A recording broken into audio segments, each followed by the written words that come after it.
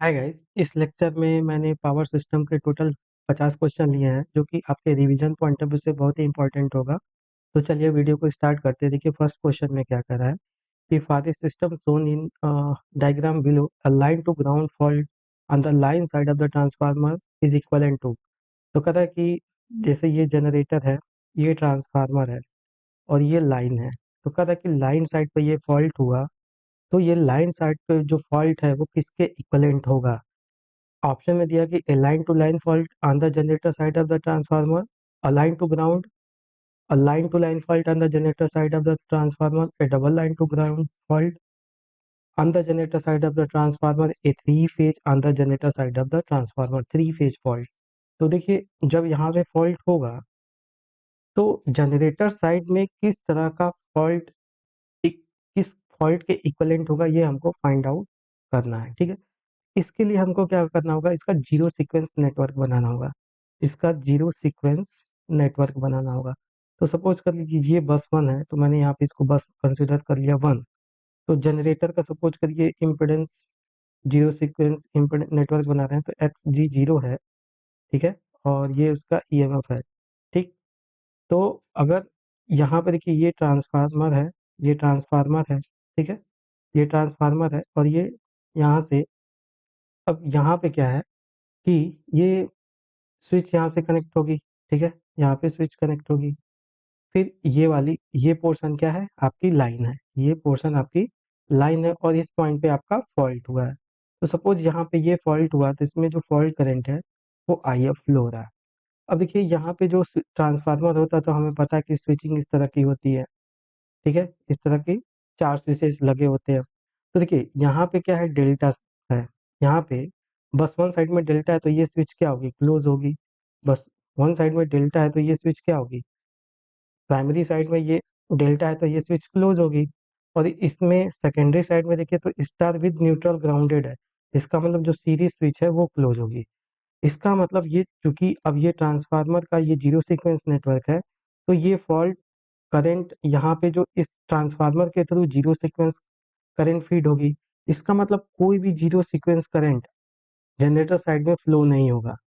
तो कोई भी zero sequence current generator side में फ्लो नहीं होगा, इधर से कोई भी zero sequence current generator side से फ्लो नहीं होगा। इसका मतलब केवल जनरेटर साइड से पॉजिटिव पॉजिटिव और negative sequence current, negative sequence current generator side से फ्लो होंगे।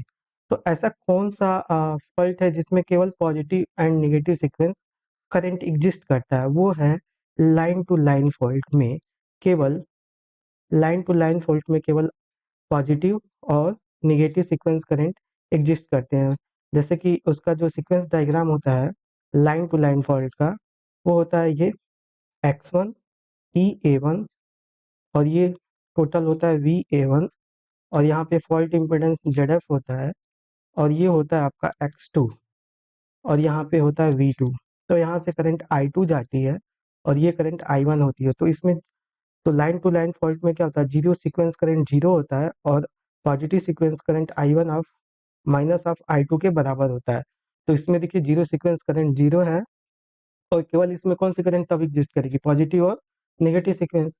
तो ये जो फॉल्ट होगा ऑन द जनरेटर साइड, ये जो line to ground fault on the line side है, ये जनरेटर साइड के लिए कैसा ट्रीट होगा, line to line fault treat होगा।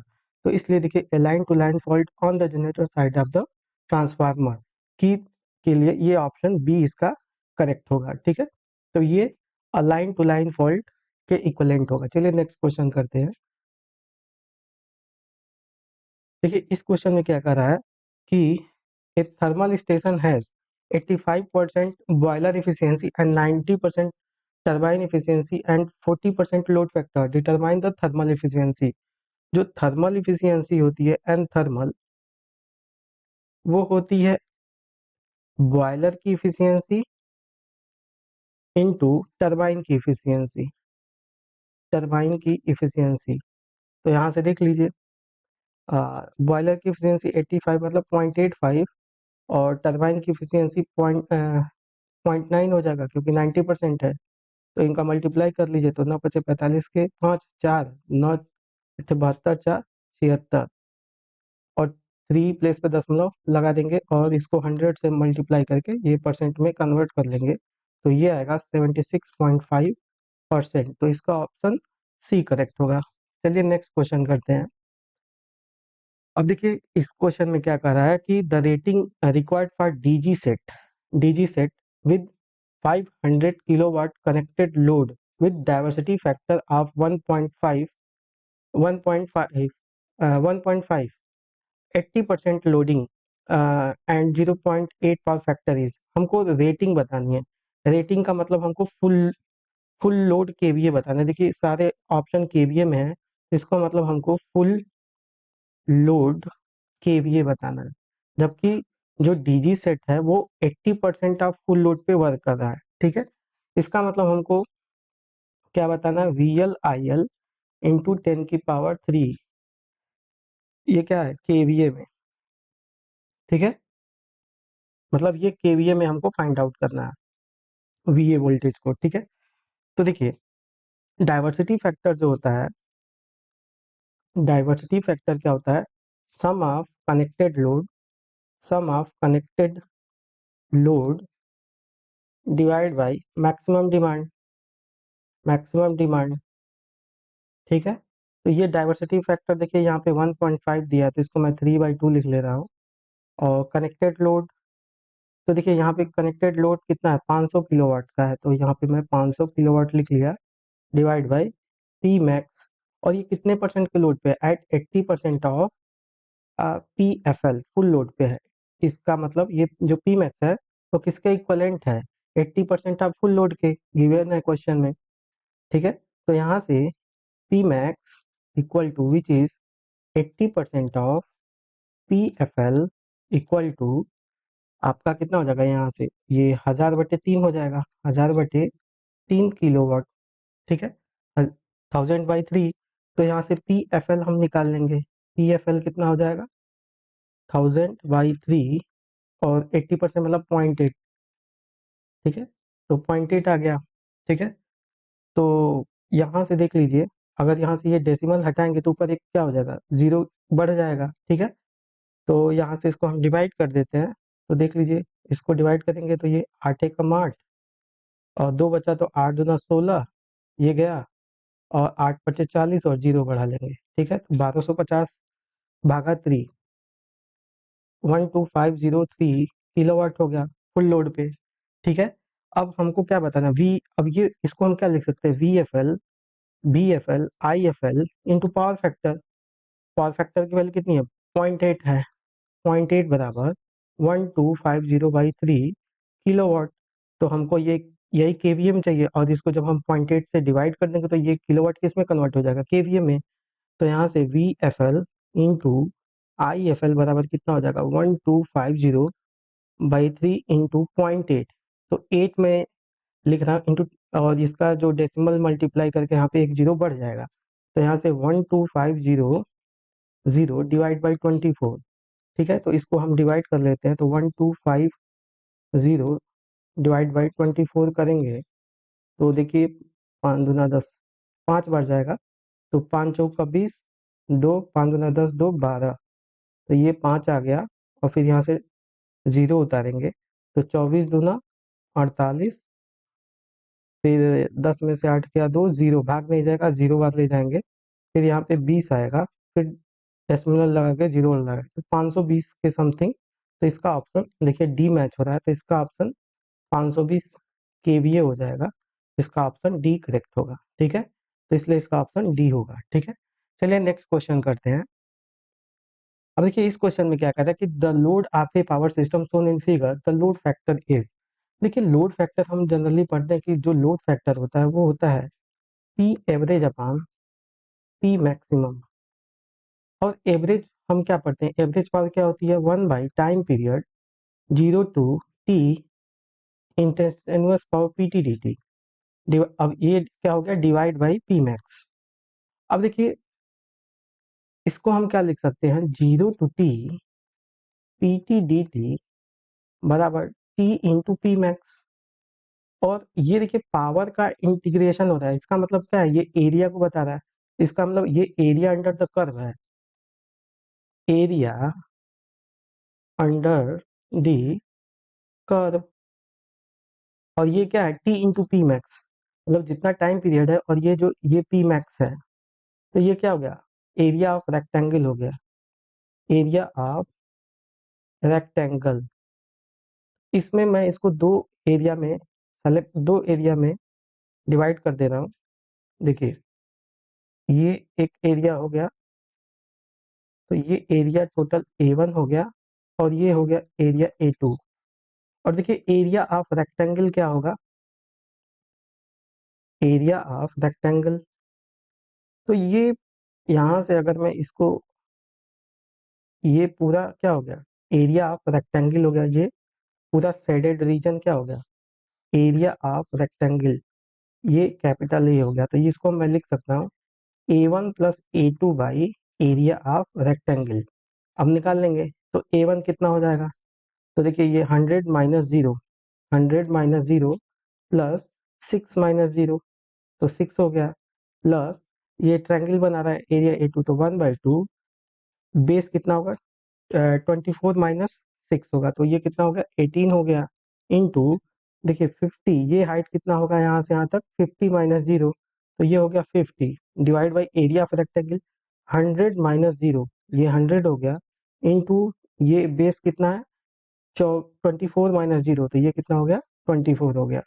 तो इसको सिंप्लीफाई करेंगे तो कर लेते हैं, तो यहाँ से देखिए 2×9 = 18, तो ये हो गया 600, और ये आपका 450, और ये नीचे हो गया 2400। तो इसको ऐड कर लेते हैं, तो ये 0, 5, और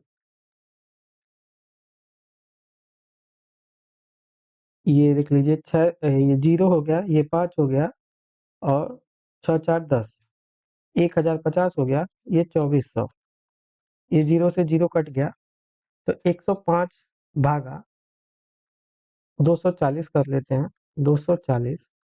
तो यहाँ से देख लीजिए डेसिमल बढ़ा के 0 ले जाएंगे, तो 24×2 = 48, 24×4 = 96, 4 बार जाएगा, तो देख लीजिए 4×0 = 0, 4×4 = 16, 1, 4×2 = 8, 1 9, 0, 15 में से 6 गया 9, और फिर यहाँ पे 0 लगाएंगे, तो देखिए उस हिसाब से अब ये 3 बार जाएगा, तो देखिए एक ही ऑप्शन है जो कि 0.43, और बाकी में 4 बार तो गया ही नहीं है, तो इसका मतलब ये सी वाला इसका ऑप्शन करेक्ट हो गया, तो इसका मतलब इसकी वैल्यू आएगी 0.38। तो इसका लोड फैक्टर कितना आएगा, 0.438 इसका लोड फैक्टर आएगा।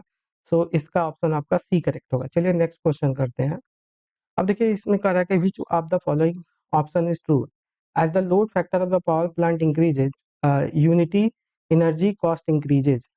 ऑप्शन बी क्या कहता है, load factor of the plant increases, cost increases, as the load factor of the plant increases, cost decreases. तो हमको कुल मिला के लोड फैक्टर और कॉस्ट में क्या रिलेशन बनेगा, ये हमको फाइंड आउट करना कि अगर लोड फैक्टर हम बढ़ा रहे हैं तो कॉस्ट पे क्या इफेक्ट पड़ने वाला है। ठीक है, तो देखिए लोड फैक्टर जो होता है वो होता है equal to P average upon P max. तो देखिए जो पी मैक्स होता है ये प्रोपोर्शनल होता है प्लांट के कैपेसिटी के, और जो प्लांट की कैपेसिटी होती है वो कॉस्ट के प्रोपोर्शनल में होती है, कॉस्ट के प्रपोर्शन में। तो आज जब लोड फैक्टर बढ़ेगा तो डिमांड कम होगी, डिमांड कम होगी तो जो प्लांट को कम कैपेसिटी का पावर जनरेट करना पड़ेगा, जब कम कैपेसिटी का पावर जनरेट करना पड़ेगा तो कॉस्ट भी क्या हो जाएगी, कम हो जाएगी। तो तो देख लीजिए कौन सा ऑप्शन इसके हिसाब से आपका करेक्ट होगा। तो देखिए as the load power factor, यहाँ पे देखिए as the load factor of the power plant increases, unity energy cost increases, तो ये गलत होगा। बी ऑप्शन देखते हैं, कहा था कि as the load factor of the power plant decreases, cost will increases,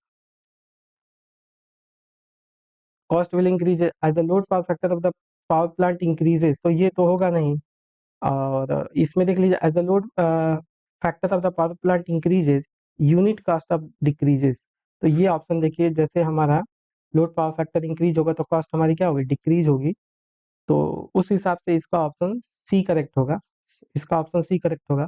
इस बी ऑप्शन को भी देख लेते हैं, इसमें लिख रहा है कि as the load factor of the plant decreases, cost increases.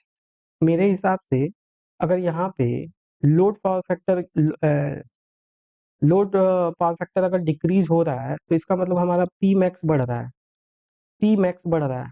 ठीक है, पी मैक्स बढ़ने का मतलब है कि हमारा प्लांट कैपेसिटी ज़्यादा हमको बढ़ानी पड़ी, तो इसलिए कॉस्ट भी बढ़ेगा। तो उस हिसाब से ये भी ऑप्शन करेक्ट होगा आपका, ये भी ऑप्शन आपका करेक्ट होगा। बी और सी दोनों ऑप्शन करेक्ट होंगे। ठीक है, तो ये तो होगा नहीं।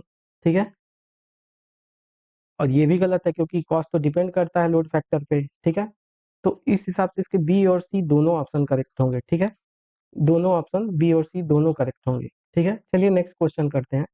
तो ये दोनों सही हैं। ठीक है, नेक्स्ट क्वेश्चन करते हैं। अब देखिए इसमें कहा था कि for the flat voltage profile system voltage regulation is. Flat voltage profile कहने का मतलब क्या है? फ्लैट वोल्टेज प्रोफाइल का मतलब है कि जो सेंडिंग एंड वोल्टेज है वो रिसीविंग एंड वोल्टेज के बराबर है, मतलब कोई भी ड्रॉप ही नहीं है। हम जानते हैं कि वोल्टेज जो रेगुलेशन होता है वो होता है V S minus V R upon V R into 100। तो फॉर फ्लैट वोल्टेज प्रोफाइल के लिए वी एस और वी आर बराबर है, तो V S minus V S by V R into 100, तो ये कितना आ जाएगा? जीरो आ जाएगा। तो वोल्टेज रेगुलेशन हमारी जीरो होगी, तो इसलिए इसका ऑप्शन ए करेक्ट होगा। चलिए नेक्स्ट क्वेश्चन करते हैं। अब देखिए क्या कह रहा है कि in a short transmission line resistance and inductance are found to be equal. तो कह रहा है कि आर जो है वो एक्सएल के बराबर है and regulation appears to be zero. और कह रहा है कि जो वोल्टेज रेगुलेशन है वो कितना है? जीरो है। Then load will be. देखिए जो वोल्टेज रेगुलेशन होता है वो होता है R per unit cos phi plus R minus X per unit sine. ये होता है for the short transmission line. ठीक है, अब देखिए वोल्टेज रेगुलेशन जीरो कब होगा? जब ये पैरामीटर नेगेटिव होगा। पॉजिटिव होगा तो कभी जीरो होने के चांस है ही नहीं है। ये प्लस होगा तो ये कभी जीरो के इक्विवेलेंट होगा क्या? नहीं होगा। जब ये माइनस होगा तभी तो जीरो होने के चांसेस हैं। इसका मतलब R per unit cos phi minus X per unit sine phi equal to zero. तो इसका मतलब voltage regulation will be zero at leading power factor, at leading power factor. और हम जानते हैं कि cos phi equal to R by Z, जो कि ये होता है आर बाई जेड की value R square plus XL square होती है। और क्वेश्चन में दिया कि आर जो है एक्सएल के बराबर है, तो हम इसको क्या लिख सकते हैं? R square plus R square. तो इसका मतलब ये क्या हो गया? रूट टू, और ये आर बाहर आ गया, तो इसका मतलब 0.707 लीडिंग होगा, क्योंकि ये वोल्टेज रेगुलेशन जीरो कब होता है? एट लीडिंग पावर फैक्टर पे। उस हिसाब से इसका ऑप्शन डी करेक्ट होगा, इसलिए इसका ऑप्शन आपका डी करेक्ट होगा। चलिए नेक्स्ट क्वेश्चन करते हैं। अब देखिए इस क्वेश्चन में क्या कहता है कि in A B C D parameter Z L by two in the T, ये टी लिखा है, इक्वलेंट सोन कैन बी रिप्रेजेंटेड बाई। तो ये जो Z L by two two को हम इसमें से कौन से पैरामीटर से रिप्रेजेंट कर सकते हैं? तो देखिए जो टी पैरामीटर का A B C D equivalent आता है वो क्या आता है वो देख लीजिए। वो आता है one plus Z Y by two, और यहाँ पे भी one plus Z Y by two आता है, और ये आपका y आता है, और ये होता है z, one plus Z Y by four के बराबर आता है। तो यहाँ से अगर कंपेयर करें, a की वैल्यू जो है one plus Z Y by two होगी, और c की वैल्यू y के बराबर। हमको z बाई टू चाहिए, है ना? a बराबर वन प्लस जेड को यहाँ पे जेड एल माना है तो हम इसको जेड एल मान लेते हैं, ये जेड एल बाई टू हो गया। और ये वाई है, वाई सी के बराबर है, तो यहाँ से जेड एल बाई टू की वैल्यू हमें फाइंड आउट करनी है। तो ये कितना हो गया? ए माइनस वन बाई सी, ये किसके बराबर है? जेड एल बाई टू के। तो ए माइनस वन बाई सी, तो इसका ऑप्शन आपका देख लीजिए, सी ऑप्शन आपका करेक्ट होगा, इसलिए इसका ऑप्शन सी करेक्ट होगा। चलिए नेक्स्ट क्वेश्चन करते हैं। देखिए इस क्वेश्चन में कह रहा है कि for the Y bus matrix of a four bus system given the bus which have the bus having the shunt element R. हमें ये बताना है, देखिए ये 4x4 की मैट्रिक्स है, तो इसमें टोटल कितने बस होंगे? चार, एक दो तीन चार, तो ये 4x4 की मैट्रिक्स है। तो इसमें बताना है कि कौन से बस में सल्ट एलिमेंट कनेक्टेड है, तीन या चार में, या दो तीन में, एक में, दो में, एक दो चार में। देखिए इस क्वेश्चन को समझाने से पहले मैं ये एक कॉन्सेप्ट समझा देना चाहता हूँ। यहाँ पे देखिए सपोज करिए एक बस वन है, ये बस टू है, और इनके बीच का जो एडमिटेंस है वो y12 है। सपोज y12 है, और इस बस वन को एक करंट फीड हो रही है I1। ठीक है, और इससे एक शंट एलिमेंट कनेक्टेड है Y20 और इससे कोई भी शंट एलिमेंट नहीं कनेक्टेड है और इसको एक करंट फीड हो रही है I2। अगर इसका हम Y एडमिटेंस मैट्रिक्स लिखे, अगर यहाँ पे मैं नोडल लगाऊं और सपोज कर लीजिए इस बस का वोल्टेज V1 है और ये V2 है, तो हम I1 बराबर क्या लिखेंगे, V1 माइनस V2 Y12 बराबर हम इसको लिखेंगे V1 Y12 plus V2 minus Y12। इसको इक्वेशन 1 लिख लीजिए। अगर सिमिलरली यहाँ पे लिखें नोड 2 पे KCL I2 बराबर लिखेंगे V2 minus V1 V2 minus V1 Y12 plus V2 और ये एक करंट हो जाएगी Y20 वाली। तो यहाँ से हम इसको क्या लिखेंगे, I2 बराबर V1 माइनस Y12 और plus V2 Y12 plus Y20 plus Y20। तो ये हो गया आपका इक्वेशन 2। तो यहाँ से हम इसका अगर मैट्रिक्स बनाएंगे तो ये होगा I1 I2 इक्वल टू ये हो गया Y12 यहाँ से, और ये क्या है माइनस Y12 है, और यहाँ पे देखिए तो ये भी माइनस Y12 है, ठीक है, ये भी माइनस Y12 है, और ये क्या आ रहा है Y12 प्लस Y20 आ रहा है, और इनका जो कोफिशिएंट था वो था V1 V2, ठीक है। तो अब यहाँ से क्या ऑब्जर्व कर रहे हैं कि अगर मैं यहाँ से पूछूं कि किस, अब ये अगर मान लीजिए ये आपका एडमिटेंस मैट्रिक्स है, ये आपका क्या है एडमिटेंस मैट्रिक्स है, तो अगर मैं पूछूं कि इसमें कहाँ पे शंट एलिमेंट कनेक्टेड है, तो अगर यहाँ से देखिए ये आपका बस 1 है, ये बस 2 है, वैसे ये 1 है, ये 2 है, तो अगर आप इसको ऐड करेंगे तो ये 0 आएगा 1 पे, या फिर ये कॉलम वाइज आपने ऐड किया तो Y12 plus minus of Y12 क्या होगा 0 होगा।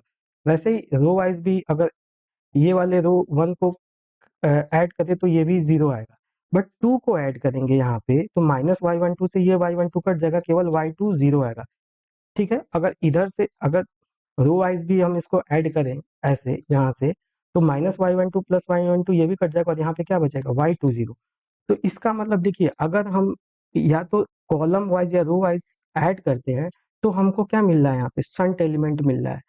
तो यहाँ पे देखिए बस 1 पे कोई भी शंट एलिमेंट कनेक्ट नहीं था तो इसलिए यहाँ पे 0 आया, बट बस 2 पे मैंने ये YT0 का शंट एलिमेंट कनेक्ट किया था, तो यहाँ पे जब इनको मैंने रो वाइज या कॉलम वाइज ये इनको ये रो वाइज 2 क्रॉस 2 को या कॉलम वाइज ऐड किया तो हमको शंट एलिमेंट Y20 मिल रहा है। इसका मतलब अगर हम इसको रो वाइज या कॉलम वाइज ऐड करेंगे तो हमको क्या मिलना चाहिए, शंट एलिमेंट मिलना चाहिए। तो यहाँ पे देखिए पहले इसको ऐड करें तो ये 4.5 आएगा, इनको ऐड करें तो ये देखिए ये 1 2 3 4, तो ऐसे ऐड करिए तो ये 4.5 माइनस 5 कितना आएगा, माइनस 0.5 आएगा। तो ये 0 के बराबर नहीं है, इसका मतलब ये शंट एलिमेंट बस 1 में शंट एलिमेंट होगा। या आप ऐसे कॉलम वाइज भी ऐड करेंगे तो देखिए ये इतने ही के बराबर आएगा, देखिए 2 प्लस 4 2.5 4.5 माइनस 5 कितना आएगा, माइनस 0.5 आएगा 1 पे। अगर 2 को देखिए ऐड करें तो ये देखिए 2 प्लस 2.5 कितना हो गया, 4.5 प्लस 4 8.5 माइनस 10 माइनस 1.5 आएगा, माइनस 1.5। इसका मतलब बस 2 में भी शंट एलिमेंट है, बस 2 में भी शंट, या फिर आप ऐसे कॉलम वाइज भी ऐड करेंगे तो देखिए 2 4.5 8 प्लस 4 8.5 माइनस 10 ये कितना आएगा, सेम 1.5 आएगा 2 पे भी। बट यहाँ पे अगर हम 3 वाले को देखें तो 2.5 कितना हो गया 5 5 प्लस 4 कितना हो गया 9, और 9 माइनस 9 प्लस माइनस 9 कितना होगा 0। तो इसका मतलब 3 वाले पे कोई भी शंट एलिमेंट नहीं है। और ये देखिए इसको भी अगर ऐसे भी ऐड करेंगे तो भी ये 0 ही आएगा, देखिए 2.5 5 प्लस 4 9 हो गया, प्लस माइनस 9 कितना हो गया, ये 0 हो गया। इसका मतलब 3 वाले पे कोई भी शंट एलिमेंट नहीं होगा। सिमिलरली अगर 4 वाले को भी ऐड करें तो देखिए 4 प्लस 4 माइनस 8 कितना हो जाएगा, ये भी 0 हो जाएगा, ये भी 0। और इसको ऐसे भी ऐड करें इस तरह से रो वाइज तो 4 प्लस 4 8 माइनस 8 कितना होगा 0 होगा। तो इसका मतलब 4 वाले में भी कोई भी शंट एलिमेंट नहीं होगा। तो शंट एलिमेंट केवल 1 और 2 वाले बस पे कनेक्टेड होंगे, तो शंट एलिमेंट केवल 1 और 2 पे कनेक्ट होंगे, तो इसलिए इसका ऑप्शन कौन सा करेक्ट होगा, सी वाला ऑप्शन करेक्ट होगा, ठीक है। तो इसका ऑप्शन आपका सी करेक्ट होगा 1 एंड 2। तो चलिए नेक्स्ट क्वेश्चन करते हैं। अब देखिए कह रहा है कि the insulation strength of a of an EHV transmission line is mainly govern by, देखिए ट्रांसमिशन लाइन्स में इंसुलेशन, अब देखिए कोई भी ट्रांसमिशन लाइन है तो उसमें सर्किट ब्रेकर होगा, आइसोलेटर्स होंगे, बहुत सारे ऐसे इक्विपमेंट्स लगे होंगे, वेब ट्रैप होता है, ठीक है, एलए है। तो किसी भी ईएचवी ट्रांसमिशन लाइन को किस चीज़ से स्विचिंग, मेनली इसको गवर्न किया जाता है स्विचिंग ओवर वोल्टेज से, क्योंकि ये जो वोल्टेज सबसे मैक्सिमम होता है जब हम कोई भी ब्रेकर की स्विचिंग करते हैं, तो उस पे मैक्सिमम वोल्टेज अपीयर होता है अंडर नो लोड कंडीशन में। तो उस बेसिस पे हम इंसुलेशन स्ट्रेंथ को डिसाइड करते हैं ट्रांसमिशन लाइन को के लिए, ठीक है। तो इसलिए इसका ऑप्शन आपका बी करेक्ट होगा, ठीक है। चलिए नेक्स्ट क्वेश्चन करते हैं। अब देखिए इस क्वेश्चन में क्या कर रहा है कि high voltage DC transmission is mainly use for bulk power transmission over a very long distance, interconnected two system with same nominal frequency, eliminating reactive power requirement of the operation, minimizing the harmonics at converter station. देखिए जो HV DC होता है वो mainly use किया जाता है bulk power transmission के लिए ओवर द लॉन्ग डिस्टेंस। इसका रीजन क्या है कि there is no skin effect, क्योंकि इसमें क्या होता है कि एचवीडी सिस्टम में कोई भी स्किन इफेक्ट नहीं होता है, जिसकी वजह से रेजिस्टेंस क्या हो जाता है, कंडक्टर का कम हो जाता है, जिससे कि ओवरऑल क्रॉस सेक्शनल एरिया बढ़ जाती है। इसकी वजह से लॉस कम हो जाता है और ट्रांसमिशन एफिशिएंसी बढ़ जाती है। इसलिए हम क्या करते हैं, बल्क पावर ट्रांसमिशन के लिए हम क्या करते हैं, यूज करते हैं। तो इसलिए इसका ऑप्शन ए करेक्ट होगा, ठीक है। चलिए नेक्स्ट क्वेश्चन करते हैं।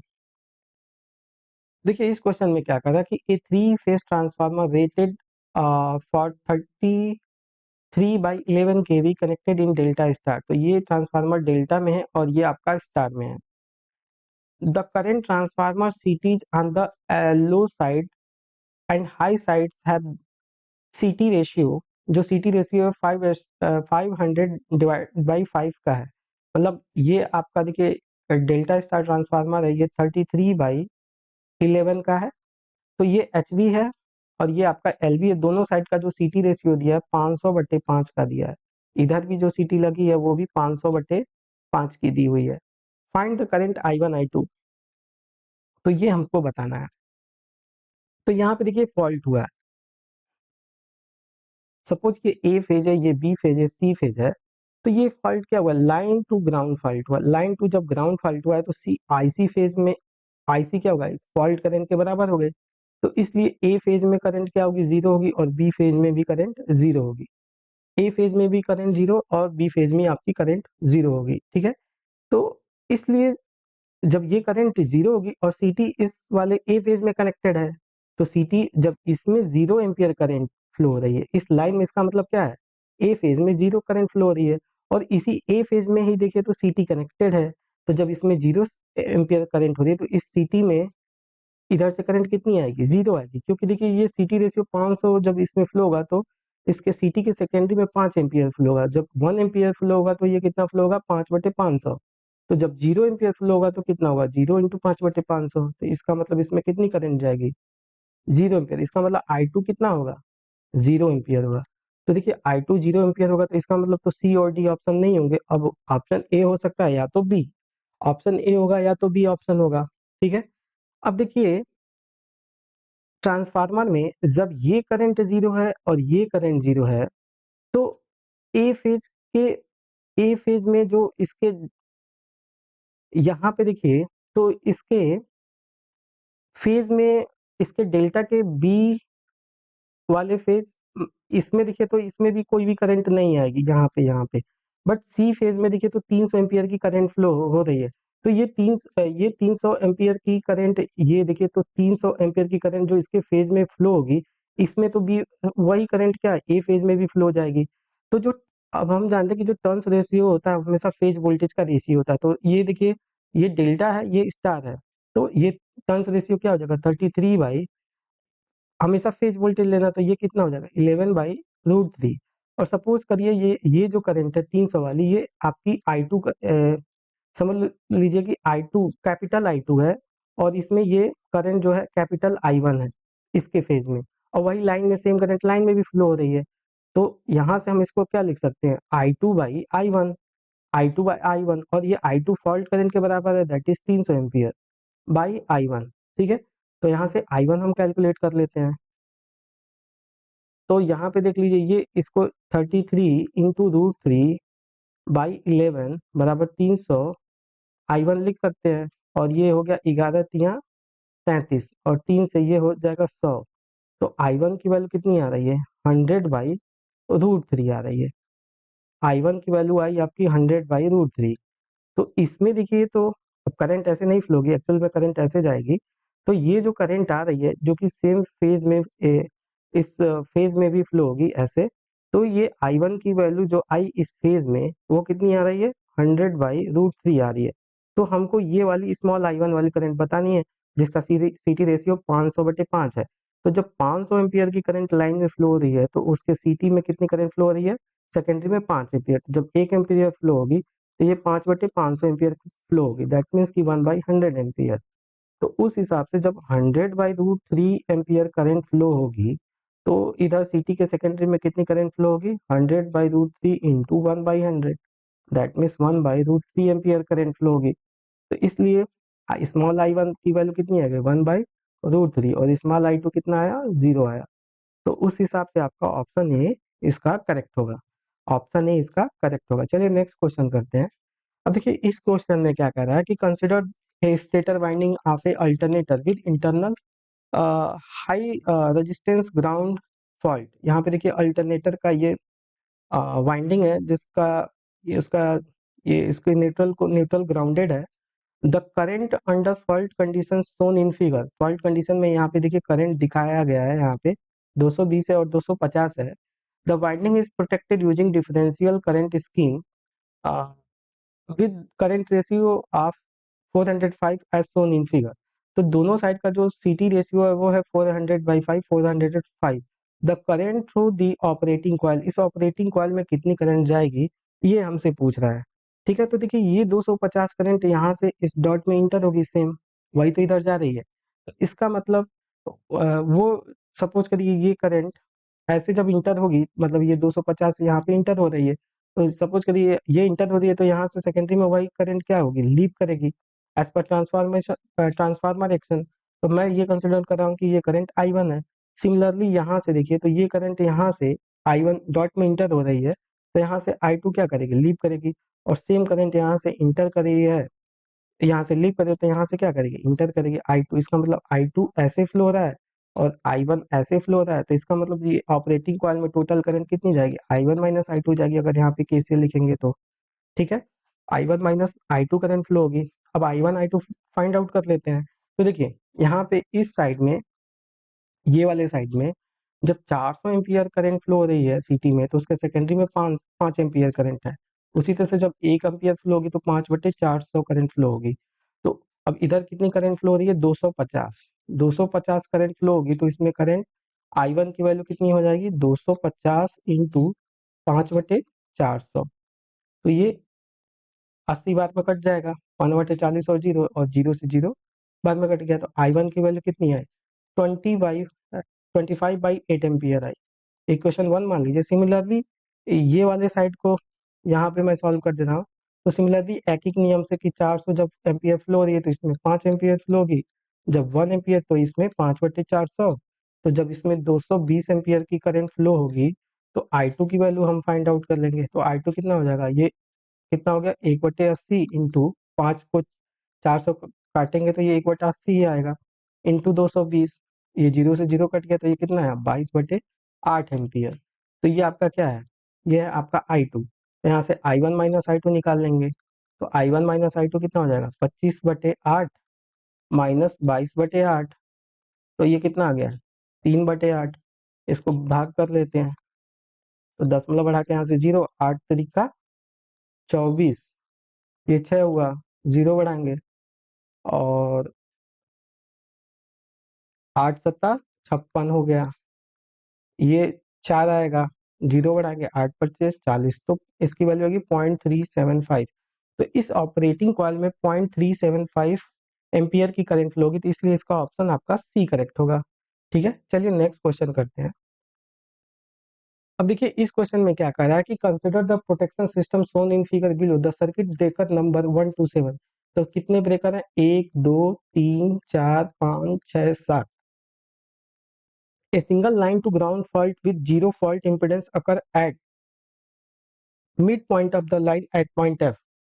तो देखिए यहाँ पे एट पॉइंट एफ पे मिड पॉइंट पे यहाँ पे single line to ground fault आ गया, but circuit breaker number 4 fails to operate. तो ये जो 4 नंबर का ब्रेकर है ये फेल हो गया, ओपन नहीं हुआ जब फॉल्ट आया। तो कह रहा कि if the relay are coordinate correctly, तो जो रिले अगर प्रॉपरली काम करे तो सर्किट ब्रेकर का सीक्वेंस क्या होना चाहिए, ये हमसे पूछ रहा है। ऑलवेज आप रिमेंबर करिए कि जब circuit breaker nearest to fault point will operate first. तो जो जहां पे फॉल्ट हुआ उससे नियरेस्ट वाले जो ब्रेकर्स होंगे वो सबसे पहले ऑपरेट करेंगे। तो देखिए ये 6 वाले की भी डिस्टेंस यहाँ से बराबर है, 7 वाले की भी डिस्टेंस बराबर है और 5 वाले की भी डिस्टेंस बराबर है, 4 तो ऑपरेट ही नहीं कर रहा। तो इस 6 6 7 8 में से पहले कोई भी ऑपरेट कर सकता, हो सकता है 7 वाला कर दे, 6 वाला कर दे, या फिर 8 7 6 भी हो सकता है। तो देखिए 6 7 8, एक मिनट, 6 7 5 है ना, ये 5 है, सॉरी ये 5 है। तो देखिए 6 7 5 7 6 5 5 7 6 ये तीनों ऑप्शन हो सकते हैं। तो देखिए 6 से स्टार्ट ही नहीं है ना 7 से स्टार्ट है, तो ये 5। अब देखिए 7 और 6 भी हो सकता है, एक कॉम्बिनेशन 5 6 7 भी ऑपरेट करेंगे, मतलब ये वाले जो नियरेस्ट वाले फॉल्ट पॉइंट पे हैं वो ऑपरेट पहले करेंगे। तो ये 5 6 7 वाला ऑपरेट करेगा। अब ये ऑपरेट नहीं किया तो उससे नियरेस्ट कौन सा है, 3 वाला है, तो ये 3 वाला ऑपरेट करेगा। अब 1 और 2 दोनों ही सेम डिस्टेंस पे हैं up to the fault point, यहाँ से देखिए तो 1 पहले भी ऑपरेट कर सकता है, 2 भी पहले ऑपरेट कर सकता है, 1 और 2 या 2 या 1, तो यहाँ पे 1 एंड 2 दिया है। तो इसलिए इसका ऑप्शन क्या होगा, सी ऑप्शन इसका करेक्ट होगा। ठीक है, इसका ऑप्शन सी करेक्ट होगा। चलिए नेक्स्ट क्वेश्चन करते हैं। देखिए इस क्वेश्चन में क्या कर रहा है कि a 3 phase 33 kV oil circuit breaker rated 1200 ampere 2000 MVA 3 second the symmetrical breaking current, हमको बताना सिमेट्रिकल ब्रेकिंग करंट। तो देखिए ब्रेकिंग कैपेसिटी आप ब्रेकर क्या होती है, ब्रेकिंग कैपेसिटी आप ब्रेकर क्या होती है, √3 वीएल इंटू आई बी की आरएमएस। तो ब्रेकिंग करंट हमेशा ध्यान रखिए आरएमएस में होती है, ऑब्जेक्टिव में पूछा जाता है। ठीक है, तो हमको यही सिमेट्रिकल ब्रेकिंग करंट निकालनी है। तो ये कैपेसिटी कितना दिया है, 2000 एमबीए, तो ये 2000 हो गया इंटू 10 की पावर 6 बराबर √3 वीएल की वैल्यू 33 केवी दी है, मतलब 33 इंटू 10 की पावर 3 इंटू आई बी के आरएमएस, या सिमेट्रिकल करंट बोले तो आई बी के यहाँ से निकाल लेते हैं आरएमएस। तो ये कितना हो जाएगा, 2000 इंटू 10 की power 6 divide by √3 into 33 into 10 की पावर 3। तो ये 10 की पावर 3 हो गया। ठीक है, ये आपका 10 की पावर 3 हो गया, और यहाँ पे देख लीजिए आपका क्या बचेगा, 2000 इंटू 10 की पावर 3 रूट रूट थ्री को हम क्या, 1/√3 कितना होता है, 0.577 होता है, और डिवाइड बाई 33 हो गया, डिवाइड बाई 33 हो गया। अब इसको 1000 से अगर यहाँ पे मल्टीप्लाई कर दें तो ये 577 हो जाएगा इंटू 2, मतलब हम इसको लिख सकते हैं 577 इंटू 2 इंटू 10 की पावर 3 इंटू 33। इसको गुणा कर लेंगे तो 2 सत्ते 14, 2 सत्ते 14 15 हो गया, और 2 5 10 11 बाई 33 किलो। अब इसको मैं किलो एम्पियर लिख सकता हूँ, तो अब इसको डिवाइड कर लेते हैं, 1154 डिवाइड बाई 33। तो देख लीजिए कितनी बार में जाएगा, 3 3 का 9। तो ये देखिए ये आपका 99 हो गया, 15 में से 9 हो गया 6, और 10 में से 9 हो गया 1, 4 उतारेंगे। फिर देखिए 3 चौका 12, 3 पचे 15, 5 तिया 15, 5 तिया 15, 16 ज्यादा हो जाएगा, 4 बढ़ जाएगा। तो देख लीजिए 4 तिया 12, 4 तिया 12 1 13। तो ये कितना आ गया, 2, 6 में से 3 गया 3, 10 में बढ़ा के 0 लगाएंगे, 3 बटे 24, 3 9 27, 9 बढ़ जाएगा, मतलब 34.9 किलो एम्पियर आएगा, लगभग 34.9 किलो एम्पियर। तो इस किलो एम्पियर, तो हम इसको लगभग 35 किलो एम्पियर लिख सकते हैं। तो इसलिए इसका ऑप्शन सी करेक्ट होगा, इसका ऑप्शन सी करेक्ट होगा। चलिए नेक्स्ट क्वेश्चन करते हैं। अब देखिए इसमें कह रहा है कि a 3 phase breaker rated for 2000 MVA 33 kV it's making current अभी पूछा है। सेम क्वेश्चन है, देखिए इसमें सेम पैरामीटर दिए हैं, 2000 एमवीए 1200 एम्पियर 33 केवी, 2000 एमवीए 33 केवी लिखा है। ठीक है, मेकिंग करंट बताना है। ठीक है, तो अब हम जानते हैं कि सेम पैरामीटर है, तो जो आई मेकिंग करंट होता है ना, वो होता है 2.55 ऑफ आई ब्रेकिंग करंट, और ब्रेकिंग करंट मैंने यहाँ पे ऑलरेडी कैलकुलेट करके रखा कि 35 किलो एम्पियर आने हैं। ठीक है, तो यहाँ से इसको हम लिख देंगे 2.55 इंटू 35। ठीक है, 35, तो इसको हम 2.5 को नियरेस्ट 2.6 लिख लें, 35, तो इसको मल्टीप्लाई करके देख लेते हैं। 35 इंटू 2.6, 6 25 3 6 18, 3 1, 6 25 का शून्य, 3 6 18 19 20 21। ठीक है, और 2 5 10, और 2 6 1 7। ठीक है, तो इससे तो अप्रॉक्सीमेट नहीं आएगा, लेकिन 2.55 लेके जब आप करेंगे तो इसका आंसर 89 आएगा। ठीक है, इसका ऑप्शन डी आएगा, देख लीजिएगा इसको एक बार कैलकुलेट करके, 89 आएगा ऑप्शन इसका। ठीक है, क्यों, अब देखिए ये आईबी के निकालना इजी है, क्योंकि आईबी के मैंने प्रीवियसली निकाल के रखा है कि ये आपका 2000 इंटू 10 की पावर 3, और ये √3, और इंटू आप इसमें क्या करेंगे 33 के बी से इसको गुणा करेंगे, तो यही वैल्यू आपकी 35 वाली आएगी, और इसमें आप मल्टीप्लाई कर लीजिएगा। ठीक है, तो इसका ऑप्शन डी आएगा, 89 किलो एम्पियर। ठीक है, चलिए नेक्स्ट क्वेश्चन करते हैं।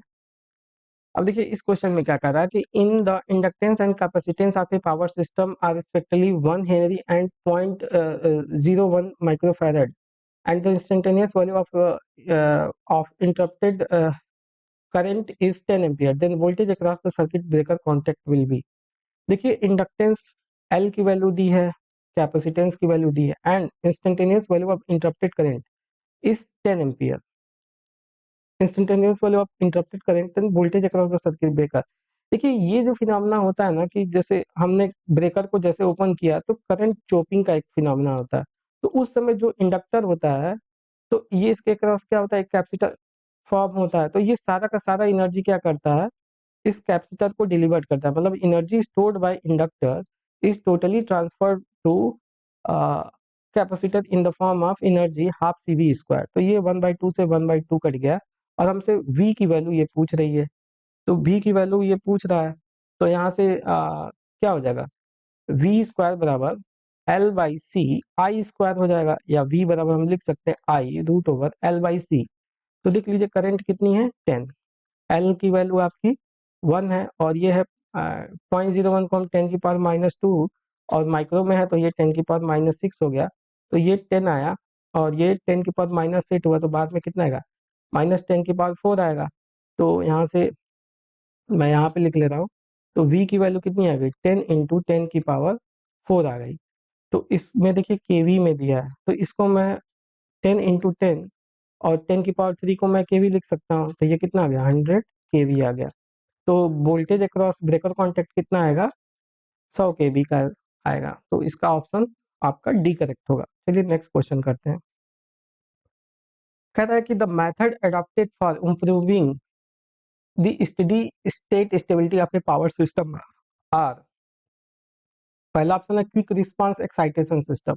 देखिए ये एक्साइटेशन सिस्टम ट्रांजिएंट स्टेबिलिटी को इम्प्रूव करता है, ट्रांजिएंट को, न कि स्टेडी स्टेबिलिटी को, इसलिए ये ऑप्शन आपका गलत होगा। अब हम जानते हैं कि जो स्टेडी स्टेट लिमिट होती है वो होती है EV/X।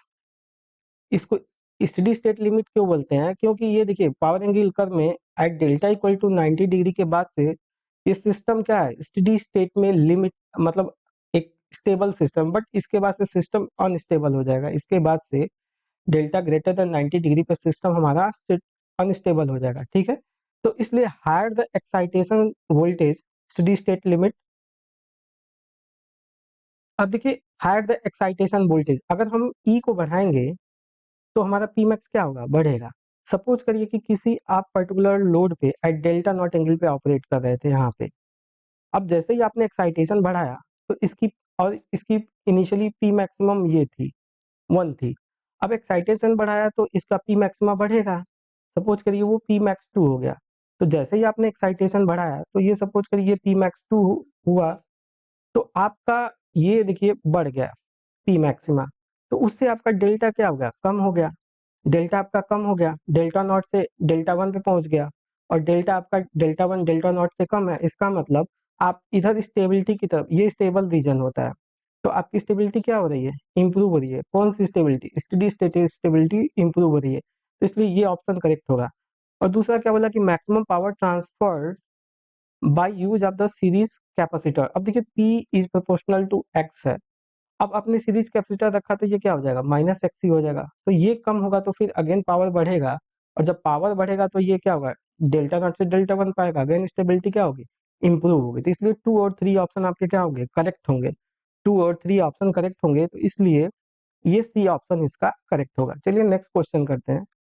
अब देखिए इस क्वेश्चन में क्या कह रहा है कि given maximum power transfer through a line is P max. हम जानते हैं कि पी मैक्स जो होता है, P max EV by X होता है। कहता है कि then with 60% of series capacitor compensation then maximum power transfer क्या होगा। मतलब एक लाइन थी जिसका रिएक्टेंस एक्स था, अभी इसने क्या किया, एक कैपेसिटर कनेक्ट कर दिया एट 6% कंपनसेशन पे, मतलब ये जो माइनस एक्स सी कनेक्ट किया, ये इसका 6% है, मतलब ये है माइनस जे 0.6, 60%, मतलब 0.6 इंटू एक्स हो गया, तो ये कितना आ गया, माइनस जे 0.6 एक्स हो गया। तो टोटल रिएक्टेंस कितना हो गया, एक्स माइनस जे 0 पॉइंट, ये भी जे ही होगा, जे 0.6 एक्स, ठीक है। तो पी मैक्स टू कितना आ जाएगा after series compensation, E B by ये कितना हो जाएगा, जे एक्स माइनस 0.6 एक्स हो जाएगा। तो ये क्या हो गया, E B by X J X, और ये 1 - 0.6 कितना आ गया, 0.4 हो गया। तो ई बी बाई एक्स ये कितना है, ये पी मैक्स ओल्ड था, पी मैक्स ये वाला, और बाई 0.4 आ गया। तो देख लीजिए कौन सा ऑप्शन मैच हो रहा है, इसलिए इसका ऑप्शन ए होगा, ठीक है। तो चलिए नेक्स्ट क्वेश्चन करते हैं। क्वेश्चन नंबर 20 में देखिए क्या कर रहा है कि the stability of a power system when subjected to a disturbance is assessable by which of the following method. तो इसमें कौन से मेथड के द्वारा हम असेस करेंगे स्टेबिलिटी को। तो इसमें देखिए swing curve, equal area criteria और पावर एंगल डायग्राम। तो देखिए ये तीनों मेथड जो होते हैं वो स्टेडी स्टेट स्टेबिलिटी के लिए एसेसिबल होते हैं, और जो पावर सर्किल डायग्राम होते हैं ये यूज किया जाता है फॉर फाइंडिंग रेटिंग ऑफ कंपनसेटर्स। ये रेटिंग ऑफ कंपनसेटर्स के लिए यूज किया जाता है। तो ये रेटिंग ऑफ कंपनसेटर को फाइंड आउट करने के लिए किया जाता है, तो इसलिए इसका ऑप्शन आपका 1 2 3 ही होगा केवल, ठीक है। तो stability of a power system be subjected to disturbance equal by which of the following method. तो ये केवल स्विंग कर, इक्वल एरिया क्राइटेरिया और पावर एंगल मेथड ही होगा, ठीक है। चलिए नेक्स्ट क्वेश्चन करते हैं। अब देखिए इस क्वेश्चन में क्या कहता है कि if PSM is 8 plug setting multiplier relay setting 125% and CT ratio 400:1, then value of fault current क्या होगा। देखिए पीएसएम जो होता है, पीएसएम जो होता है वो होता है fault current upon I peak current, मतलब setting current setting setting into CT ratio, CT ratio. तो यहाँ से हमको फॉल्ट करंट निकालना है, तो ये क्या हो जाएगा, P S M into current setting into CT ratio. तो पीएसएम की वैल्यू कितनी है 8, और करंट सेटिंग कितना 125% का मतलब 1.25, और सीटी रेशियो 400/1। तो इसको सिंप्लीफाई कर लेंगे तो 8 हो गया, और ये 4 × 5 = 20, 4×8 = 10, 1 4 × 4 = 5, और ये 0 0 है, और 2 स्थान पे डेसिमल लगा देंगे तो 8/40, और ये 0 0, तो 4000 एम्पियर फॉल्ट करंट आएगा। तो फॉल्ट करंट कितना आएगा आपका, ऑप्शन ए इसका करेक्ट होगा। चलिए नेक्स्ट क्वेश्चन करते हैं। देखिए कहा था कि inductance of a transmission line for the length of 400 kilometre in unsymmetrical configuration are. तो जब अनसिमेट्रिकल कॉन्फ़िगरेशन था तो पर phase inductance 30 millihenry, 20 millihenry and 25 millihenry थे। What will be the inductance of each transmission line, each phase के transmission line कितनी हो जाएगी आफ्टर ट्रांसपोर्ट ट्रांसपोजिशन, तो जब ट्रांसपोज कर लेते हैं तो उनके इंडक्टेंस बराबर हो जाते हैं, वो R L Y L B equal to, वो क्या हो जाएंगे, जो अनट्रांसपोज, जब बिफोर ट्रांसपोज के जो इंडक्टेंस थे उनका 1/3 हो जाता है, ये 1/3 हो जाता है, तो उनको ऐड कर लेंगे 30 प्लस 20 प्लस 25, देख लीजिए 30 20 25/3, तो ये कितना आ जाएगा, 30 20 50 25, 75/3, तो ये कितना आ जाएगा, 3 दूना 6, 3 × 5 = 15 मिली हेनरी, तो तीनों कितने के बराबर होंगे, 25 मिली हेनरी के, तो इसलिए इसका ऑप्शन सी करेक्ट होगा। चलिए नेक्स्ट क्वेश्चन करते हैं। अब देखिए इस क्वेश्चन में क्या कह रहा है कि ए बाई बस सिस्टम ऑफ 100 बस इंटरकनेक्टेड सिस्टम, 100 बस इंटरकनेक्टेड सिस्टम विद 80% स्पासिटी, मतलब 80% एलिमेंट क्या है, 0 है, then number of the transmission line. तो देखिए टोटल एलिमेंट कितने हो जाएंगे इसमें, टोटल एलिमेंट 100 × 100 हो जाएंगे, तो ये कितना हो गया, 4 शून्य, मतलब 10,000 एलिमेंट, तो ये हो गए टोटल एलिमेंट। अब जीरो कितने परसेंट स्पार्स है, मतलब zero element, total zero element कितने हैं, टोटल जीरो एलिमेंट, तो इसका एस 80% मतलब 0.8 × 10,000, तो ये कितना आ गया, 18, 10 × 0.8, 8,000 हो गया। तो ये जीरो है, तो नॉन जीरो कितने होंगे, नॉन जीरो एलिमेंट कितने हो जाएंगे, ये 10,000 में से 8,000 हम माइनस कर देंगे, तो नॉन जीरो एलिमेंट कितने हो गए, 2,000 हो गए, 2,000 नॉन जीरो एलिमेंट। अब देखिए ये जो मैट्रिक्स होती है, इसमें ये जो डायगोनल्स होते हैं, ठीक है, जो डायगोनल्स होते हैं, ये एक हमेशा नॉन जीरो होता है, ठीक है, नॉन जीरो हमेशा ये होता है। तो हमको अब क्या बताना है, ट्रांसमिशन लाइन वाला पैरामीटर बताना, तो ये जो होता है शंट और सीरीज सब मिल के बने होते हैं डायगोनल्स वाले, तो ये नॉन जीरो एलिमेंट वाले में पार्टिसिपेट नहीं करते डायगोनल वाले। दैट मीन्स हमारा कहने का मतलब ये है कि जो नॉन जीरो एलिमेंट होंगे ना, नॉन जीरो एलिमेंट वो क्या होंगे, और ये वाले जो होते हैं ऑफ डायगोनल एलिमेंट होते हैं, ये क्या होते हैं, इधर वाले और इधर वाले ऑफ डायगोनल, तो ये नॉन जीरो एलिमेंट जो होंगे sum of diagonal plus off diagonal गोनल। और देखिए जो ये y12 होता है वही y21 होता है, जो y22 होता है वो मतलब इधर ये क्या होता है, सिमेट्रिक मैट्रिक्स होती है, तो ये y12 y21 के बराबर होता है, तो इसलिए यहाँ पे मैं इसको डिवाइड बाई 2 करूंगा। तो नॉन जीरो एलिमेंट कितने हैं, टोटल 2,000, और यहाँ पे 100 की है तो डायगोनल कितने आएंगे, 100 आएंगे, तो इसमें से 100 माइनस कर देंगे, ठीक है, इसमें से 100 माइनस कर देंगे। तो अभी हम यहाँ पे ये नहीं लिख रहे हैं, सीधे ऑफ डायगोनल एलिमेंट यहाँ से कितने आ जाएंगे, ऑफ डायगोनल एलिमेंट ये वाला 1900 आ जाएगा, 1900 आ जाएगा ऑफ डायगोनल, मतलब ये वाले और ये वाले मिला करके कितने हो गए, 1900 हो गए।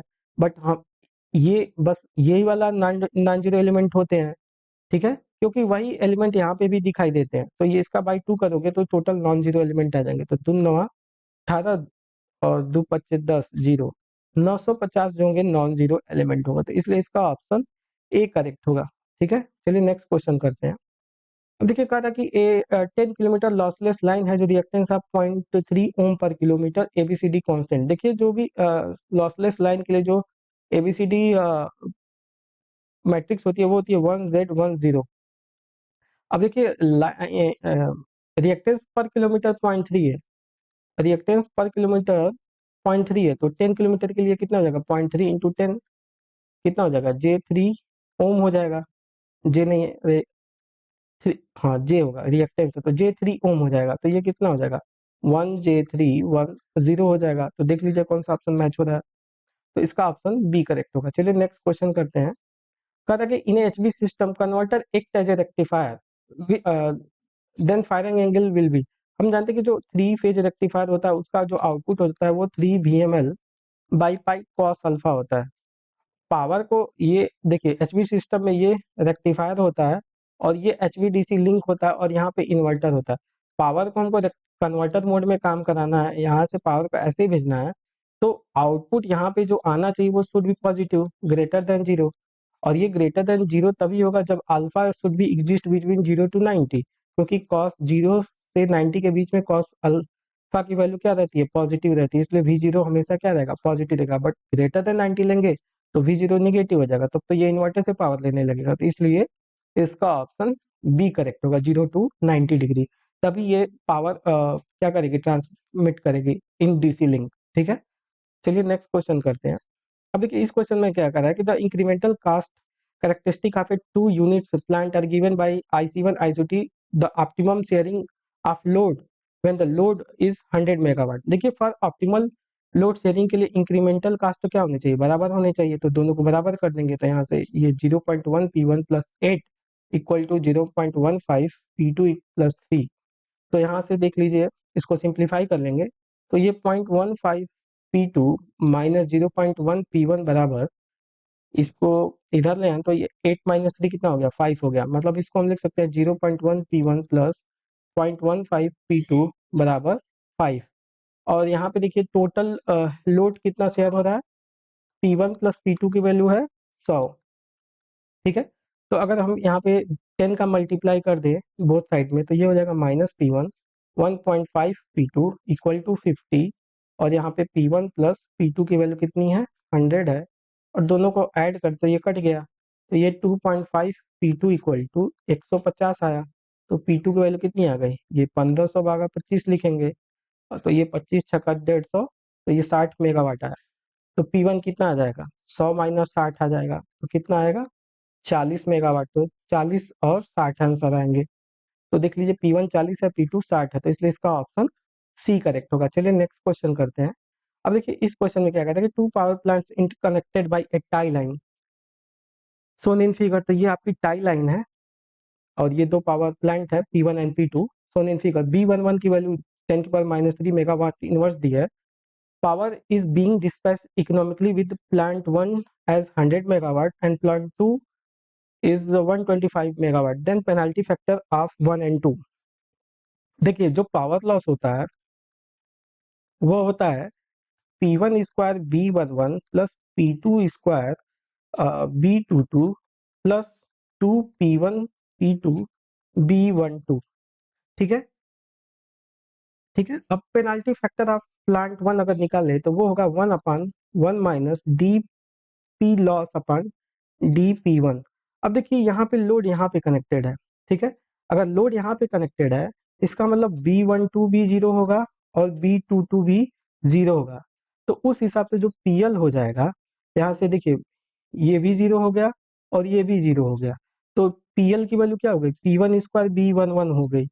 तो यहाँ से DPL बाई DP1 कितना हो गया, 2P1 B11 हो गया।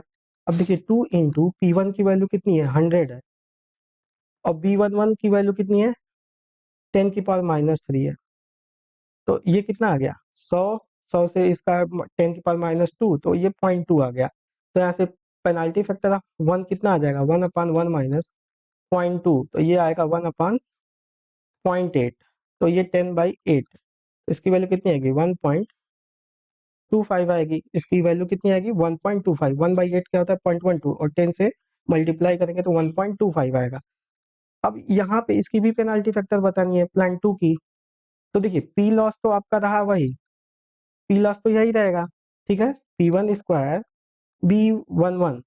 अब इसका DPL अपन DP2 हम करेंगे तो यहाँ पे तो P2 है ही नहीं है, तो DPL अपन DP2 0 होगा। तो पेनाल्टी फैक्टर ऑफ प्लांट 2 जो होता है 1/1 माइनस DPL अपन DP2 होगा, जो कि ये 0 है, तो 1 माइनस 1/0 कितना आएगा, 1 आएगा। तो एक का ऑप्शन पहला का पेनाल्टी फैक्टर 1.25 हुआ और एक का 1 हुआ, तो 1.25 और 1, ऑप्शन बी इसका आपका करेक्ट होगा। ठीक है, तो 27 का ऑप्शन बी आपका करेक्ट होगा। ठीक है, चलिए नेक्स्ट क्वेश्चन करते हैं। अब देखिए इसमें कह रहा है कि what will happen if short circuit fault occur in switching capacitor controlled reactor. देखिए कैपेसिटर स्विचिंग है और रिएक्टर के थ्रू कंट्रोल हो रहा है, अगर फॉल्ट आएगा तो ये एक एलसी सर्किट है, तो एलसी सर्किट मतलब ये हमेशा एनर्जी का एक्सचेंज करते रहेंगे, ये कभी जीरो नहीं होगा। इसका मतलब ये कैसा होगा, ऑक्सीलेटरी होगा, इसलिए इसका ऑप्शन ए करेक्ट होगा। चलिए नेक्स्ट क्वेश्चन करते हैं। Question number 29। इस क्वेश्चन में क्या कहता है कि in a 400 kV power network 360 kV is recorded at 400 kV bus. ठीक है, the reactive power absorb by shunt reactor rated for 50 ampere 400 kV connected at bus is. तो देखिए जो ऐसा ये बस है और इससे क्या है, फॉर कॉम्पनसेशन के लिए यहाँ पे 400 केवी का बस है, और उस समय जब रिएक्टिव पावर एब्जॉर्ब हो रही है, और कितनी एब्जॉर्ब हो रही है एट रेटेड कंडीशन में 50 एम्बियर एट, जब हाँ यहाँ पे वोल्टेज 400 केवी, तो कह रहा है कि जब 360 केवी वोल्टेज है तो ये कितने रिएक्टिव पावर एब्जॉर्ब करेगा। तो Q जो होता है वो प्रोपोर्शनल होता है V स्क्वायर बाई एक्सएल के। तो इसका मतलब जो Q है प्रोपोर्शनल है V स्क्वायर के, तो हम यहाँ से लिख सकते हैं Q2 बाई Q1 बराबर V2 बाई V1 का होल स्क्वायर। ठीक है, तो यहाँ से Q2 निकालना है और Q1 की वैल्यू 50 दी है, और V2 हमारा 360 है, और ये आपका हो गया 400 होल स्क्वायर। ठीक है, तो ये 0 से 0 कट गया, 4 9 36, और ये 10 हो गया, तो 81 हो गया इसका स्क्वायर, और ये नीचे 100 हो गया। तो Q2 की वैल्यू कितनी आ जाएगी, 81/100 इंटू 50, 81/100, तो ये 50 दूना 100 हो गया, तो 81/2, 2 चौका 8, भाग नहीं जाएगा तो 0, और 2 5 10, 14.5 MVAR आएगा। तो इसका ऑप्शन कौन सा करेक्ट होगा, 14.5, डी ऑप्शन इसका करेक्ट होगा। तो 24 का ऑप्शन डी करेक्ट होगा। चलिए नेक्स्ट क्वेश्चन करते हैं। कहता है कि shunt compensation in a EHV line is used to improve. देखिए क्या होता है कि जो शंट कंपनसेशन होते हैं विद कैपेसिटर वास, अगर शंट कंपनसेशन है, कोई बस है उसमें हमने कैपेसिटर जोड़ दिया, तो वो क्या करता है, रिएक्टिव पावर सप्लाई करता है। रिएक्टिव पावर सप्लाई करने का मतलब क्या है, वोल्टेज प्रोफाइल को इम्प्रूव करता है, वोल्टेज प्रोफाइल इम्प्रूव करता है। ठीक है, और दूसरा इसमें एक फॉल्ट लेवल भी यहाँ पे लिखा है। तो देखिए फॉल्ट लेवल जो होता है 1/x इक्विवेलेंट पर यूनिट। जैसे ही हम शंट शंट में हमेशा टोटल रिएक्टेंस क्या होगा, कम होगा, तो फॉल्ट लेवल क्या होगा, इंप्रूव होगा। तो फॉल्ट लेवल इंप्रूव होगा और वोल्टेज प्रोफाइल क्या होगी, इंप्रूव होगी। और जो सीरीज कैपेसिटर होता है, अभी पिछले लेक्चर में हमने पढ़ा कि वो स्टेबिलिटी को इंप्रूव करता है सीरीज वाला, कि जैसे ही हमने बढ़ा तो पी मैक्स बढ़ जाता है तो डेल्टा कम हो जाता है। तो सीरीज कैपेसिटर स्टेबिलिटी को बढ़ाता है, तो यहाँ से ये वाला ऑप्शन नहीं होगा, शंट वाला की बात किया है। तो फॉल्ट लेवल को भी इंप्रूव करता है और वोल्टेज प्रोफाइल को भी इम्प्रूव करता है। ठीक है, तो इसलिए इसका ऑप्शन 30 का बी करेक्ट होगा। चलिए नेक्स्ट क्वेश्चन करते हैं। देखिए, which type of the connection is employed for the current transformer for a protection of star delta connection 3 phase transformer. Suppose 3 phase transformer star delta है, तो सीटी कैसे कनेक्ट होगी। देखिए इसमें जो डिफरेंस होता है वो होता है प्लस और माइनस 30 का, क्योंकि ये या तो YD1 होगा या YD11 होगा। तो in order to compensate this 30 degree effect, तो जो यहाँ पे अगर ट्रांसफार्मर स्टार में है तो यहाँ पे सीटी को हम डेल्टा में कनेक्ट करेंगे, तो यहाँ पे जो सीटी होगी वो डेल्टा में होगी, और ये डेल्टा है, अगर ये डेल्टा है तो सीटी यहाँ पे क्या होगी, स्टार में होगी। In order to compensate 30 degree effect, तो डेल्टा स्टार ऑप्शन इसका करेक्ट होगा। तो डेल्टा स्टार इसमें देखिए डी ऑप्शन है, तो डी ऑप्शन इसका करेक्ट होगा। कहा था कि कंसिडर द, इस क्वेश्चन में देखिए, consider the following statement regarding fault analysis. ठीक है, तो इसमें कह रहा है कि the neutral grounding impedance Zn appears as a 3 Zn in zero sequence network. देखिए सपोज करिए ये एक जनरेटर है और इसके में इसका न्यूट्रल इम्पीडेंस Zn है, इसमें करंट जो होती है जीरो सीक्वेंस करंट IA0 3, जो न्यूट्रल करंट होती है वो होती है IN बराबर 3I0, IN बराबर।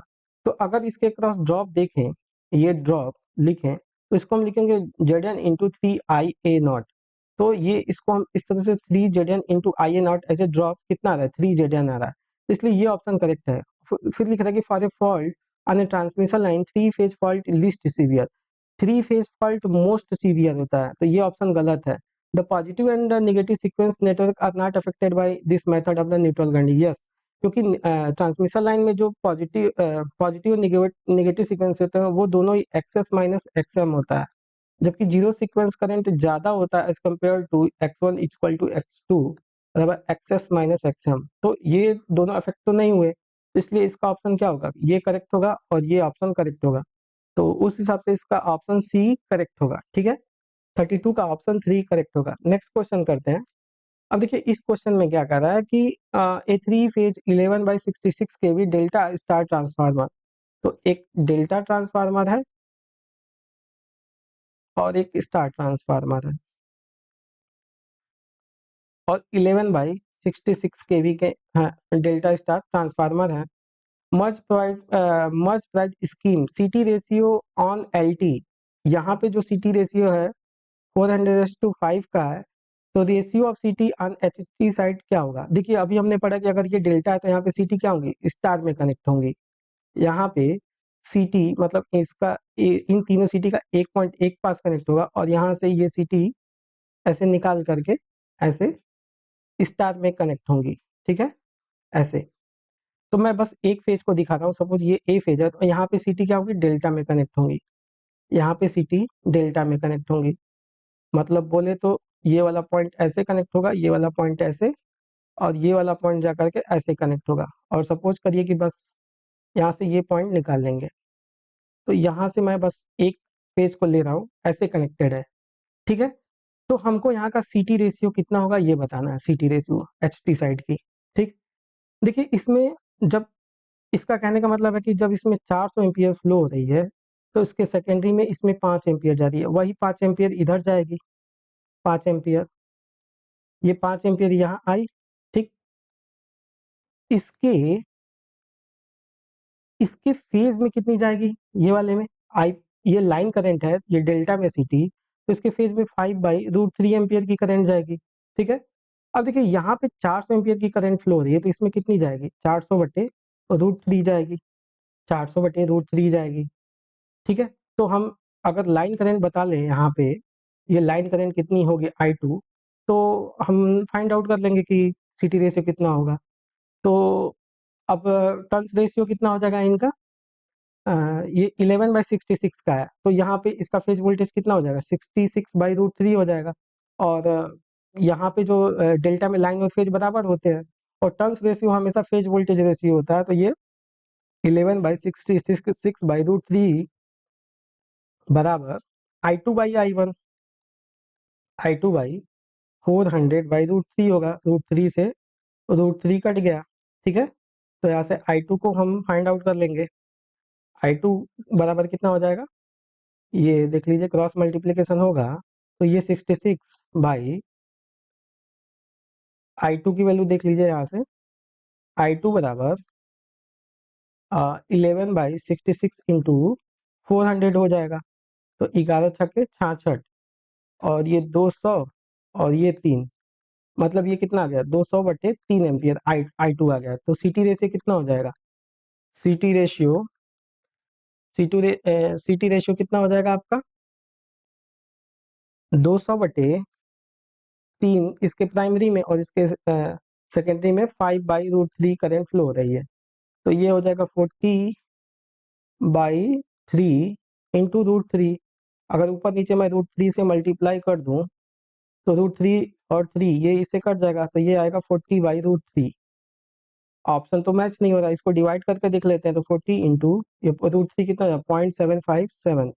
तो ये देख लीजिए, 4×5 = 20, 2 4 7 28 2 30, 3 4×5 = 20, 3 23, और 3 स्थान और ये एक जीरो यहाँ पे और बढ़ेगा, ये जीरो 40 का, तो 3 स्थान पर लगाएंगे तो ये 23:1 आएगा।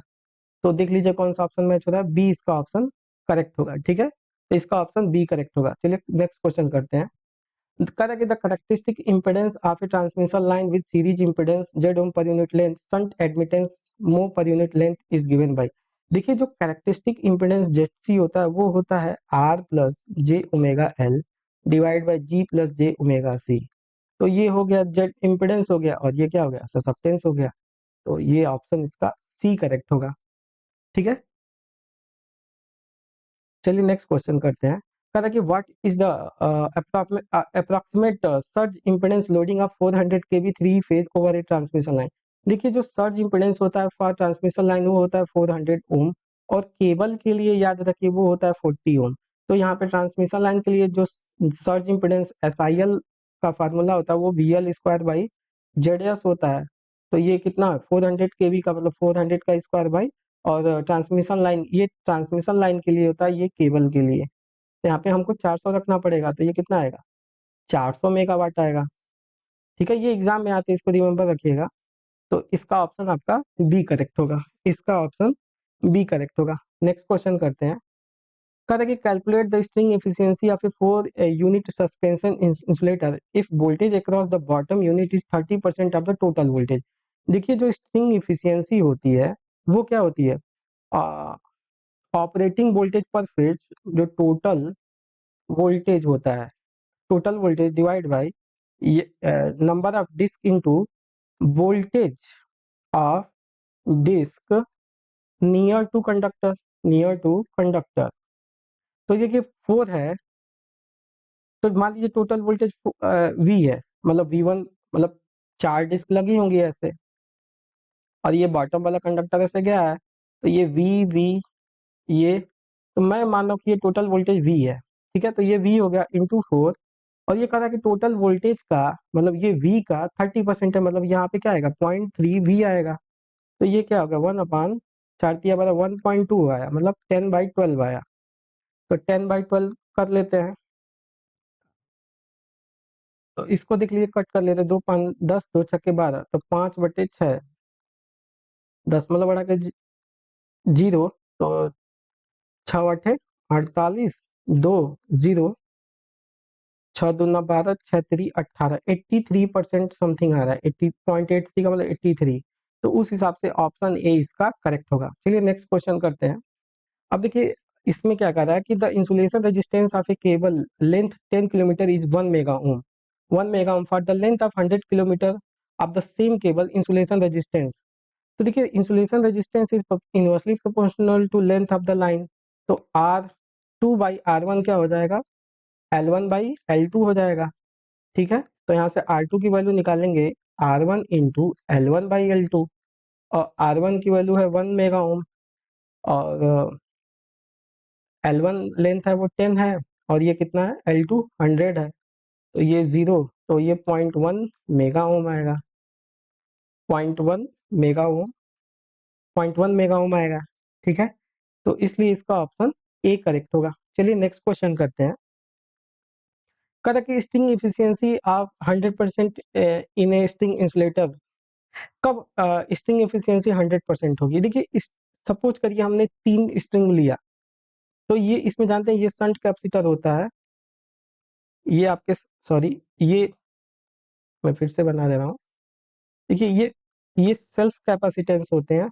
सपोज चार चार स्ट्रिंग मैंने मतलब मैंने लिए, इसके साथ शंट कैपेसिटर होते हैं, ये CS CS और ये CS। तो यहाँ का सपोज वोल्टेज V1, यहाँ का वोल्टेज V2 है, यहाँ का वोल्टेज V3 है, और यहाँ का वोल्टेज V4 है। तो हम जब स्ट्रिंग एफिशिएंसी लिखते हैं तो ये होता है V1 plus V2 plus total voltage हो गया V3 plus V4 upon number of disc into bottom most voltage होता है जो कंडक्टर से कनेक्टेड होता है V4। तो हमको 100% चाहिए, अगर V1 बराबर V2 बराबर V3 बराबर V4 हो जाए, इक्वल डिस्ट्रीब्यूशन हो जाए वोल्टेज का यहाँ पे, तो इसको हम 4V लिखेंगे, इंटू 4 लिखेंगे, तो तब 100% आएगा। और ये पॉसिबल कब है, अगर ये CS शॉर्ट कर दें, यहाँ पे ये शॉर्ट कर दें CS की वैल्यू को यहाँ पे, तो ये वोल्टेज क्या हो जाएंगे, बराबर हो जाएंगे। इसका मतलब जब CS की वैल्यू 0 हो जाएगी, जब एग्जिस्ट ही नहीं करेगा, जो शंट कैपेसिटेंस जो है अगर 0 हो जाए, तो उस समय हमारी एफिशिएंसी क्या हो जाएगी, 100% हो जाएगी। तो इसलिए इसका ऑप्शन डी करेक्ट होगा, इसका ऑप्शन डी करेक्ट होगा। ठीक है, चलिए नेक्स्ट क्वेश्चन करते हैं। कहता है कि इन एन बस सिस्टम, इन एन बस system containing one slack bus and n minus one load buses, the size of the Jacobian matrix। देखिए, यहाँ पे टोटल बस कितना है, n बस। ठीक, अब इस और PQ बसेस कितनी दी हैं, n बस सिस्टम कंटेनिंग वन स्लैक बस, एक स्लैक बस है, और n माइनस वन मतलब लोड बस का मतलब PQ बसेस कितनी है, n माइनस वन दी है। तो PV बसेस कितनी होंगी, PV बसेस टोटल बस माइनस PQ माइनस स्लैक बस होता है, तो यहाँ से n-1 तो PV बसेस कितनी हो गई, देख लीजिए n-n और ये +1 -1 तो ये तो जीरो आ गया, मतलब कोई भी पीवी बस नहीं होगी। और साइज ऑफ जैकोबियन मैट्रिक्स होती है 2pq प्लस पीवी, तो 2 इंटू पी क्यू की वैल्यू n-1 प्लस जीरो, तो 2n-2 आएगा। तो 2n-2 क्रॉस की जैकोबियन मैट्रिक्स होगी। या कई लोग ये वाला फार्मूला यूज करते हैं 2n माइनस पीवी माइनस 2, तो 2 इंटू टोटल बस कितनी है n, पीवी बसेस कितनी है 0 माइनस 2, तो भी आएगा आपका 2n-2। तो उस हिसाब से इसका सी ऑप्शन करेक्ट होगा। चलिए नेक्स्ट क्वेश्चन करते हैं। देखिए the size of the Jacobian matrix with 100 bus, तो n की वैल्यू कितनी है आपकी 100 है, और 29 नंबर ऑफ वोल्टेज कंट्रोल्ड बस, मतलब यहाँ पे पीवी बसेस दिए हुए हैं। पीवी बस कितनी है 29, और हम जानते हैं कि हमेशा स्लैक बस एक होता है, तो हम सिंपल ये वाला फार्मूला इसमें यूज कर लेते हैं, ज़्यादा काफ़ी तेज होगा इसमें, क्योंकि ये सारे पैरामीटर्स दिए हैं। तो 2 इंटू 100 और पीवी बसेस 29 माइनस 2, तो ये कितने हो गए 200, और ये माइनस 31, तो देख लीजिए 10 में से एक गया 9, 9 में से 3 गया 6, तो 169 क्रॉस 169 की जैकोबियन मैट्रिक्स बनेगी। तो इसलिए इसका ऑप्शन सी करेक्ट होगा। चलिए नेक्स्ट क्वेश्चन करते हैं। 41 क्वेश्चन कह रहा है कि what will be the base impedance for the three phase system, base MVA इतना है और बेस केवीए इतना है। तो जो बेस इम्पिडेंस होता है वो होता है वीबी स्क्वायर बाई एस बी। तो देख लीजिए वोल्टेज कितना दिया 11, तो 11 का स्क्वायर बाई 100, तो ये कितना होगा 120 बाई 100, तो ये कितना आएगा 1.21 ओम। तो इसलिए इसका ऑप्शन क्या आएगा ए करेक्ट होगा। चलिए नेक्स्ट क्वेश्चन करते हैं। अब देखिए इसमें क्या करें कि the impedance value of a generator is 0.2 per unit, base value इतने इतने पे, then the impedance value on new base पे हमें बताना है। तो हम जानते हैं कि जेड पर यूनिट न्यू जो होता है Z per unit Z old into S new upon S old into kV old upon kV new का होल स्क्वायर। तो देखिए जेड ओल्ड कितना है 0.2 है, और न्यू वाला 100, 50 ओल्ड कितना है 50 है, इंटू केवी ओल्ड 11 है, और केवी नो 22 है, न्यू 22 है। तो देख लीजिए जीरो से जीरो कट गया, ये 3, और 3 इंटू 0.2, और ये कितना हो जाएगा 11 दूना 22, 1/4,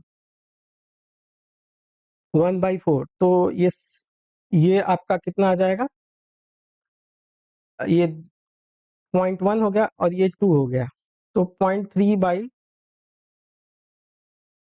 तो 0.1 इंटू 1.5 कितना आएगा 0.15 पर यूनिट आएगा।